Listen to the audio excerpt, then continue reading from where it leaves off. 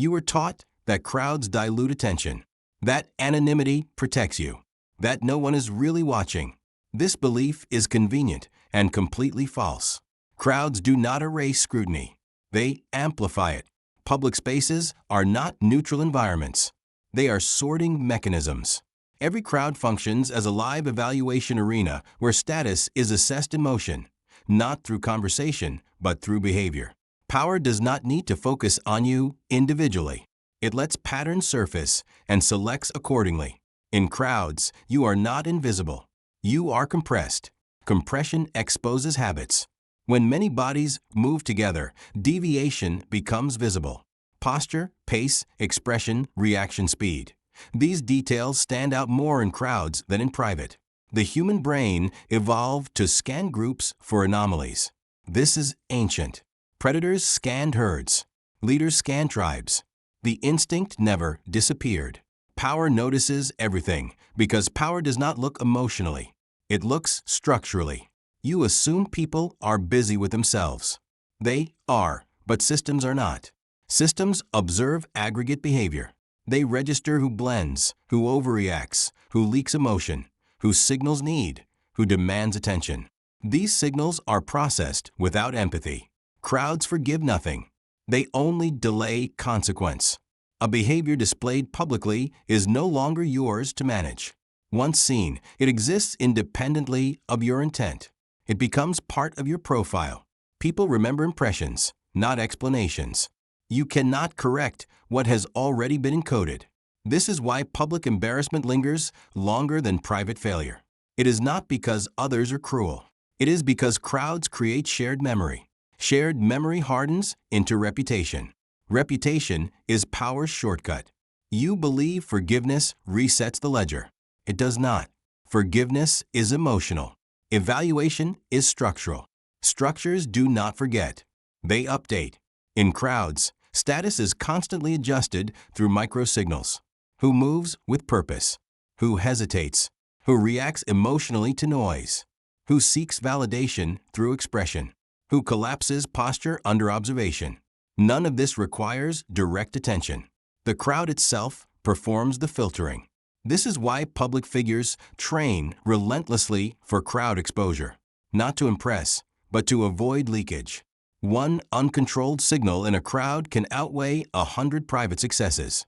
Power trusts what it sees under pressure, not what it hears in explanation. Crowds are pressure. They compress time and choice. You cannot curate responses carefully. You act reflexively, and reflex reveals hierarchy placement more accurately than speech ever could. This is the uncomfortable truth. Your crowd behavior is closer to your real operating level than your private self-image. Crowds remove narrative. There is no backstory, no context, no internal justification, only movement, reaction, and restraint. Power prefers this because it strips away performance. You cannot hide behind words in a crowd. Only discipline passes. Those who understand this move differently. They conserve expression. They minimize reaction. They do not feed the environment with unnecessary signals. They treat crowds as hostile terrain, not emotionally hostile, but informationally dangerous. Because information leaks in crowds at scale. Every laugh too loud, every glance of anxiety, every performative gesture contributes to a data pattern. One instance means nothing. Repetition forms identity. Identity determines how power routes around you. Crowds are where power confirms what it suspects. This chapter shifts the lens completely. Public space is not casual space. It is a testing ground. You are always being measured against others, not consciously, but mechanically. Those who fail the test rarely know when it happened. They only feel doors closing later, opportunities thinning, respect evaporating without confrontation. The mistake was never moral. It was behavioral. Once you understand that crowds are evaluative systems, not social gatherings, you stop behaving casually inside them. Casualness signals safety. Safety signals manageability. Power does not elevate what it can manage easily. From this point forward, every public environment must be treated as live fire.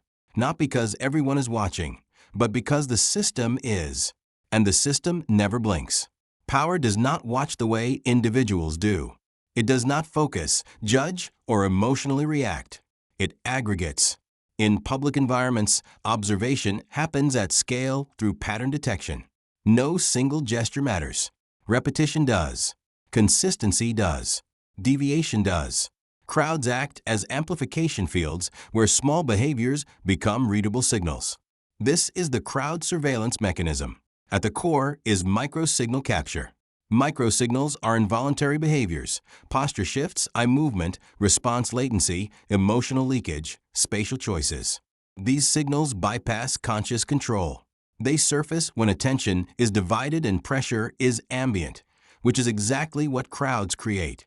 You think you are unobserved because no one is staring. That assumption misunderstands how ranking works. No one needs to stare. The system registers trends, not moments. Power does not ask who are you. It asks how do you behave when unmanaged. Crowds remove management. In private, you curate. In crowds, you default. Default behavior is what gets logged. The mechanism works by aggregation. One observer notices little. Many observers notice patterns. Over time, those patterns stabilize into reputation. Not reputation as rumor, but as behavioral expectation. This is why first impressions in crowds are durable. They are formed under compressed conditions where reflex overrides performance. Once established, they bias all future interpretation. Power prefers biased systems. They are efficient. The next layer is sorting. Crowds sort people automatically, who command space without aggression, who seeks attention, who avoids eye contact, who mirrors others excessively, who reacts to dominance cues. Each behavior slots you into a category long before you speak. Sorting is not moral. It is logistical. Those who signal manageability are routed toward oversight. Those who signal volatility are contained. Those who signal autonomy are monitored carefully. Those who signal discipline are left unbothered or elevated quietly. You rarely know which lane you've been assigned. The assignment happens beneath awareness. Then comes ranking. Ranking is comparative. You are not judged in isolation. You are measured against those near you. In crowds, contrast sharpens. Discipline looks sharper next to chaos. Calm looks heavier next to noise. Restraint dominates next to performance. This is why weak signals are punished more harshly in public than private. They stand out. Ranking determines who is deferred to, who is interrupted, who is ignored, who is tested. These interactions feel social. They are structural. Once ranked, control becomes effortless. Control does not require commands. It requires predictability. When power knows how you respond under observation, it can shape environments to elicit desired behavior without engaging you directly. This is the most unsettling part. Control is often passive. Doors close because you were ranked as noise. Opportunities bypass you because you were sorted as reactive. Authority never arrives because your public signals marked you as adjustable. No confrontation is necessary. Crowd surveillance also feeds memory loops. Public behavior is remembered longer than private conduct because it is witnessed collectively. Collective memory hardens faster. It resists correction. Even apologies or explanations rarely override it. This is why public recovery is rare. Power does not reset easily. The mechanism is relentless because it is automatic. There is no operator you can persuade, no intent you can clarify. Once behavior is logged, it becomes part of how future behavior is interpreted. You are no longer being watched. You are being anticipated. Most people sabotage themselves by assuming crowds are social spaces. They relax. They perform. They vent. They emote. Each action feels harmless in isolation. At scale, it is a broadcast. Those who understand the mechanism reverse their behavior. They reduce signal output. They become boring to observe. Neutrality becomes camouflage. Calm becomes deterrence. Power loses interest in what it cannot read easily. This is not invisibility. It is opacity. Opacity frustrates surveillance because it produces no usable data. Without data, ranking slows. Sorting stalls. Control weakens. This chapter exposes the threat clearly. Crowds are not watching you emotionally, but they are recording you behaviorally. And behavior, once recorded at scale, decides how the system treats you later. You do not need to be famous to be surveilled. You only need to be public. From this point forward, every micro-signal matters, not because someone cares about you, but because the system does. And the system only understands behavior. Crowds do not punish everyone equally. They punish patterns. Certain behaviors leak leverage so reliably that power barely needs to interpret them. These are the 9 archetypes crowds expose instantly, often before the person realizes they've been classified. The first is the pleaser. Pleasers scan faces constantly. They adjust tone mid-sentence. They smile reflexively. In crowds, this signals one thing: dependence on approval. Power reads pleases as manageable. They will comply before pressure is applied. No force required. The second is the reactor. Reactors cannot absorb stimulus without responding. Noise, disrespect, surprise, something always triggers them. Their emotions move faster than their judgment. In crowds, this marks volatility. Volatility is either contained or exploited, never trusted. The third is the performer. Performers overexpress. Louder laughter, bigger gestures, theatrical reactions. They want to be seen. In crowds, this registers as hunger. Hunger is weakness. Power feeds performers' attention only to keep them distracted. The fourth is the explainer. Explainers narrate themselves. They justify actions no one challenged. They clarify intent prematurely. In public, explanation signals insecurity. It tells power that pressure will produce disclosure. That makes you adjustable. The fifth is the apologizer. Apologizers preempt conflict by shrinking. They apologize for space, presence, opinions. In crowds, this collapses status immediately. Power does not elevate those who disarm themselves before engagement. The sixth is the overfamiliar. Overfamiliar types force intimacy in public. Touching, joking, excessive friendliness. This signals boundary confusion. Power reads this as poor containment. Poor containment invites correction or exclusion. The seventh is the drifter. Drifters lack intentional movement. They wander physically and conversationally. No clear destination. No decisive posture. In crowds, drift equals irrelevance. Power routes around what does not anchor. The eighth is the challenger. Challengers test dominance openly. They interrupt. They provoke. They posture. In crowds, this often backfires. Open challenge without control reveals insecurity. Power allows challengers to expose themselves, then sidelines them. The ninth is the overobserver. Overobservers watch too much and act too little. Excessive scanning. Delayed movement. Hesitation before engagement. In crowds, this signals fear of exposure. Power does not wait for the hesitant. Each archetype leaks leverage differently, but the outcome is the same: classification. Once classified, your range of movement narrows. People interrupt you more or less. Eye contact changes. Deference evaporates or never forms. These shifts feel social. They are not. They are structural responses to leaked signals. The danger is that most people embody multiple archetypes under pressure. A pleaser becomes an explainer. A performer becomes a reactor. A challenger becomes an apologizer after resistance. Crowds accelerate these transitions, making leakage worse. Power does not care why you behave this way. It only records that you do. These archetypes persist because they feel adaptive privately. Pleasing feels safe. Performing feels powerful. Explaining feels honest. In crowds, those same behaviors reverse function. Crowds reward restraint, not expression. Containment, not visibility. The exact opposite of what most men were trained to believe. Those who avoid these archetypes share one trait: signal economy. They emit less. They react slower. They move deliberately. They do not compete for attention or validation. Their presence does not spike the environment. This neutrality unnerves crowds more than aggression ever could. Once you recognize these archetypes, you stop personalizing public outcomes. You realize why some men are ignored, others tested, others quietly deferred to. It was never charisma. It was never confidence. It was never luck. It was leakage.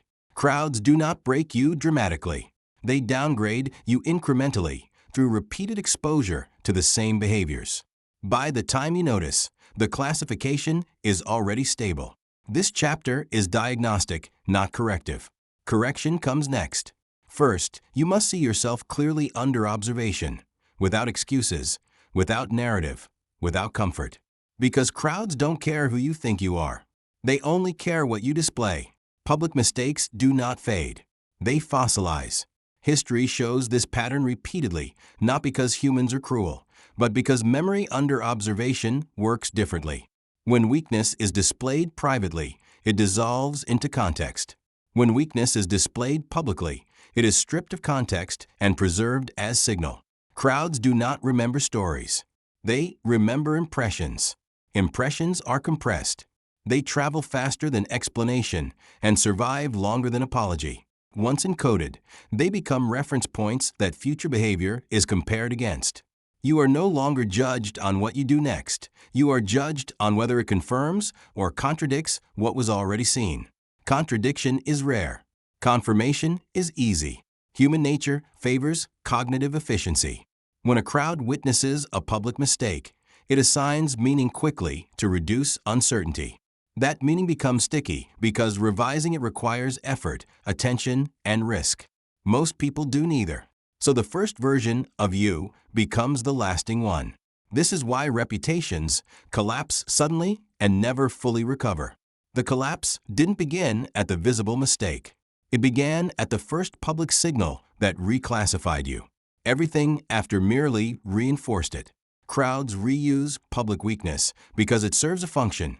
It stabilizes hierarchy. Shared memory creates shared expectation. Shared expectation allows groups to coordinate behavior without communication. Once you are known as reactive, apologetic, or unstable in public, people adjust around you automatically. They interrupt more.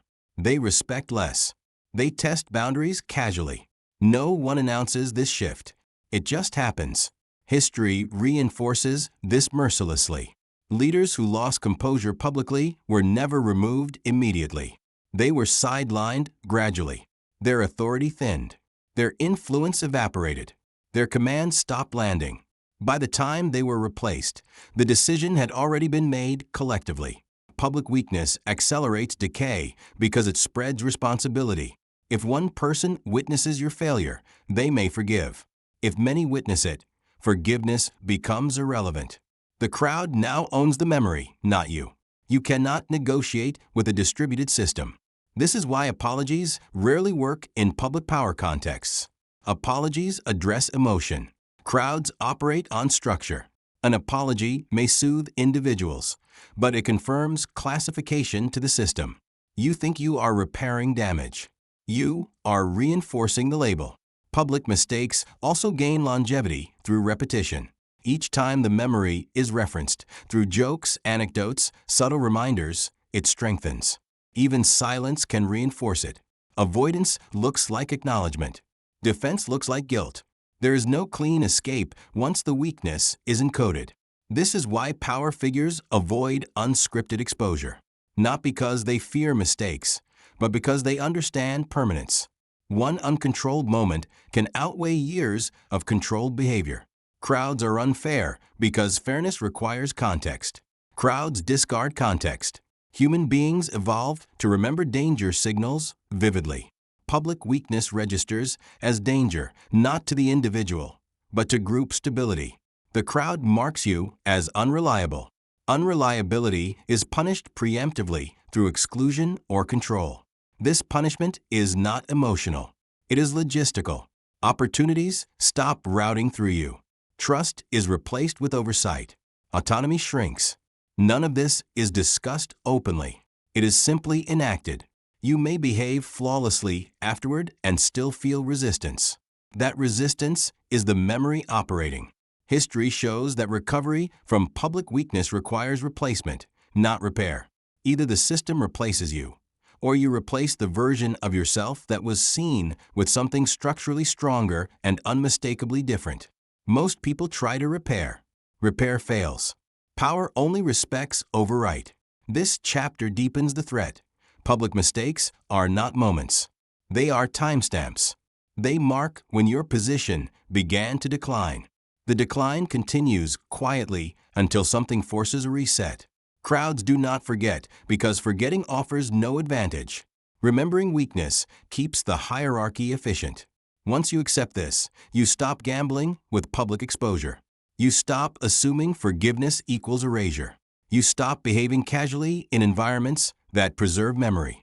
Because the crowd is not cruel. It is efficient. And efficiency does not care about redemption. Crowds punish expression and reward control.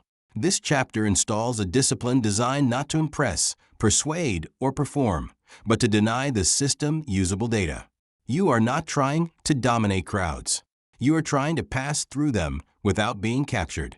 The first rule is expression reduction. Every emotional display in public is a broadcast.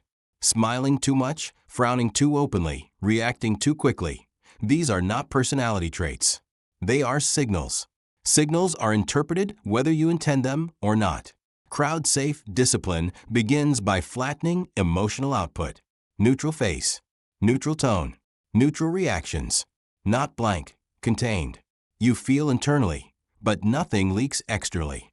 Leakage is how classification begins. The second rule is reaction delay. Immediate reactions feel honest. They are also predictable. Crowds reward those who absorb stimulus before responding. Delay breaks expectation. It interrupts pattern recognition. When something unexpected happens, you pause. When challenged, you pause. When addressed suddenly, you pause. That pause creates asymmetry. Others reveal intent while you remain unreadable. Unreadable people are difficult to sort. The third rule is postural economy. Crowds read bodies faster than words. Slouched posture signals submission. Rigid posture signals tension. Excessive movement signals anxiety or hunger. You adopt stillness with intent. Weight balanced. Movements minimal. You occupy space without expanding into it. This signals control without aggression. Controlled posture communicates that you are not seeking accommodation. The fourth rule is speech minimalism. In crowds, fewer words carry more weight. You do not narrate thoughts. You do not volunteer opinions. You answer directly or not at all. You do not explain unless required structurally. Speech invites engagement. Engagement invites testing.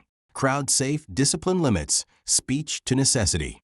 When you speak, you end things, conversations, questions, speculation. Ending things is dominance in public space. The fifth rule is attention refusal. Crowds offer attention constantly, through glances, jokes, challenges, invitations. Most people accept reflexively. Acceptance creates entanglement. You refuse most attention without rejecting it openly. No chasing, no performing, no visible hunger. You let attention pass unless it serves a clear objective. This frustrates extractive types. They move on. The sixth rule is movement intention. You do not wander. You do not hover. You move with destination or you remain still. Drift is a signal of uncertainty. Uncertainty invites classification. When you move cleanly. When you stop fully. This clarity reduces interpretive space. Crowds respect those who appear self-directed. The seventh rule is boundary silence. When boundaries are crossed publicly, most people explain or escalate. Both leak data. Instead, you reduce output. Silence communicates non-participation in the frame being offered. Silence forces others to overextend if they want reaction. Overextension exposes them, not you. This is defensive dominance. The final rule is consistency under repetition. Crowd-safe behavior must be consistent. One slip teaches observers where pressure works. Discipline is not intensity. It is reliability. You behave the same under noise, boredom, praise, and provocation. This uniformity collapses the crowd's ability to map you emotionally. Without a map, They cannot route around you effectively. These behaviors are not charisma. They are insulation. Most men try to win crowds. That is unnecessary and dangerous. Crowds are not conquered.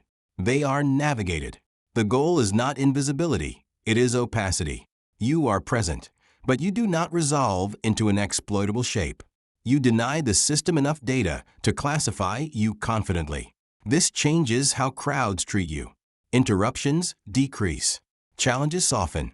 Attention becomes cautious. People hesitate before engaging because engagement feels costly. That hesitation is power. Crowd-safe discipline does not make you popular. It makes you left alone. In power environments, being left alone is often the highest form of respect. Once installed, these behaviors operate automatically. You stop managing impressions. You stop correcting perceptions. You stop feeding the system. And when the system cannot read you, it cannot easily rank or control you. That is dominance without confrontation. The public self was never yours. It was assembled for you layer by layer, by environments that reward expression because expression makes people readable, steerable, and replaceable. This chapter kills that self. The public self survives on display. It believes visibility equals relevance. It confuses reaction with authenticity and expression with strength. It performs emotion to signal humanity, values, belonging. In crowds, this identity feels alive. In power systems, it is prey. Expression is extraction. Every public display hands the system raw material. Facial shifts, emotional tone, performative gestures. These are not selfhood. They are telemetry. And telemetry exists to be used. The death begins when you stop treating expression as identity. You no longer feel compelled to show what you feel. You stop broadcasting alignment, outrage, enthusiasm, or vulnerability to prove legitimacy. Legitimacy becomes internal. Expression becomes optional. This withdrawal feels unnatural at first. The public self was rewarded constantly. Likes, nods, laughter, engagement. Killing it removes that feedback loop. Silence replaces affirmation. Neutrality replaces recognition. Most men panic here. They mistake the absence of reaction for loss. They rush to reanimate the public self by explaining, emoting, signaling again. This is regression. Regression restores capture. The sovereign operating mode does the opposite. It accepts being unreadable. Unreadable does not mean empty. It means contained. You still think. You still feel. You still choose. You simply stop exporting inner states to public environments where they can be indexed. This replacement identity treats crowds as terrain, not audience. You pass through without leaving residue. You do not imprint. You do not invite interpretation. You do not provide hooks for memory to attach to. You become operationally forgettable while structurally intact. This is power inversion. The public self wanted to be seen correctly. The sovereign self does not care how it is seen, only how it moves. Misinterpretation no longer triggers correction. Silence absorbs distortion without response. This frustrates observers. They rely on feedback loops to calibrate. Without feedback, they hesitate. Hesitation breaks capture. The death of the public self also ends validation seeking. Validation is a leash. It trains you to perform for approval and adjust under disapproval. Crowds exploit this relentlessly. They reward compliance with warmth and punish deviation with withdrawal. The sovereign identity opts out. Approval becomes noise. Disapproval becomes irrelevant. Both lose influence when they no longer alter behavior. This independence is felt immediately. People sense when their reactions stop mattering. They disengage or escalate. Escalation is a test. It probes whether the public self is truly gone. If you respond emotionally, the test succeeds. If you remain neutral, escalation exhausts itself. The public self also dies when you stop narrating intent. No more preemptive clarifications. No more justifications for presence or absence. No more signaling morality to soften perception. Narration exists to manage others' reactions. Sovereignty does not manage reactions. It precedes. This replacement identity is quieter, slower, heavier. Movement becomes deliberate. Speech becomes sparse. Presence compresses. You are not trying to be invisible. You are refusing to be legible. Legibility is how systems classify. Classification is how control begins. The sovereign operating mode denies that entry point. You will notice something unsettling once this identity stabilizes. Crowds stop responding to you emotionally. They do not mirror. They do not engage theatrically. They do not attempt intimacy. Interaction becomes functional or non-existent. This is not alienation. It is filtration. What remains are interactions that have purpose. Everything else falls away. The public self needed reaction to feel real. The sovereign self feels real through autonomy. This is the final internal shift before selection. Without the public self, crowds lose their grip. Memory weakens. Classification slows. Control becomes inefficient. You are no longer harvested for signal. You move through public space like a closed system. Intact, unreadable, unremarkable to most, unmanageable to the few who notice. That is the replacement. The death is quiet. No announcement. No ceremony. Just the gradual disappearance of the urge to be seen, explained, or affirmed. When that urge dies, capture becomes impossible. This is the final warning, and it is not symbolic. Public exposure is permanent. Not because people are watching you, but because systems remember you. Once behavior is logged at scale, it does not fade with time or apology. It waits. Most men never accept this. They treat crowds as stages, not archives. They perform. They express. They react. They assume the moment passes. It does not. Every public environment is a recording device, not digital, behavioral. And what it records is not what you say, but how you default under observation. That default becomes your classification. This is where selection occurs. On one side are those who continue performing. They cannot stop expressing. They believe being seen is survival. They chase relevance through visibility, validation through reaction. When crowds withdraw attention, they escalate expression to regain it. These men are easy to manage. Their behavior is predictable. Their pressure points are public. Their responses are fast and emotional. Power does not fear them. It routes around them, uses them as signal noise, or discards them when convenient. They remain visible and powerless. On the other side are those who adopt invisibility as power, not disappearance, not hiding. Invisibility through containment. These men stop feeding the system. They reduce signal output to near zero. They pass through crowds without imprinting. No performances. No reactions. No emotional residue. They are present, but not harvestable.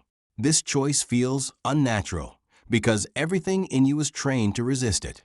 You were taught that visibility equals opportunity, that silence equals weakness, that expression equals authenticity. Those teachings were designed for consumption, not command. When you adopt invisibility, the system reacts before it adapts. Attention drops. Invitations thin. Engagement decreases. This feels like loss until you realize something critical. Control has loosened. Without fresh data, the system cannot update you. Without updates, it cannot predict you. Without prediction, it cannot manage you efficiently. You fall out of easy reach. Most retreat at this stage. The quiet becomes uncomfortable. The lack of reaction feels like irrelevance. They re-enter performance to feel real again. The system welcomes them back immediately. Capture restored. Those who hold invisibility experience a different outcome. After a period of quiet, something shifts. Interactions become deliberate. Engagement becomes cautious. People approach with intent, or not at all. Noise disappears. Extraction stops. You are no longer reacted to. You are accounted for. This is the elite filter. Not elite by wealth or influence, but by resistance to capture. These are men who can exist publicly without broadcasting themselves, who can stand in crowds without feeding them, who can be seen without being logged meaningfully. They are rare Because this posture is lonely. Invisibility denies you the pleasures of performance. No applause. No instant feedback. No social cushioning. You trade warmth for autonomy. Most will not make that trade. The final separation is behavioral, not philosophical. You do not announce that you are withdrawing from performance. You simply stop participating in it. You let others exhaust themselves in visibility while you conserve. You become boring to observe and expensive to engage. This is not retreat. It is denial of access. Public exposure ends when you stop giving the system anything worth storing. From this point forward, you have one choice: remain expressive and be managed, or remain contained and be left alone. One path keeps you visible and predictable. The other makes you opaque and ungraspable. Power always selects the latter, but it never explains why.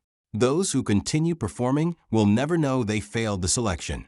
They will stay busy, visible, reactive, and confused about why nothing ever consolidates. Those who adopt invisibility will not talk about it. There is nothing to say. The proof is operational. Crowds stop shaping them. Memory loses grip. Control weakens. They pass through public space without being captured. That is the warning. That is the separation. And that is the cost of sovereignty.